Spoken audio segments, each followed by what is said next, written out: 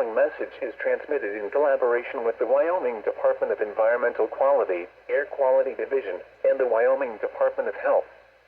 What? Air quality alert for wildfire smoke. Where? Northeast Wyoming. When? Through 1 p.m. Mountain Daylight Time today. The following impacts are expected: poor air quality due to wildfire smoke.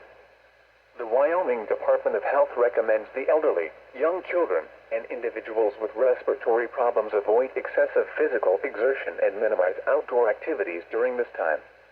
Wildfire smoke is made up of a variety of pollutants, including particulate matter and ozone, which can cause respiratory health effects.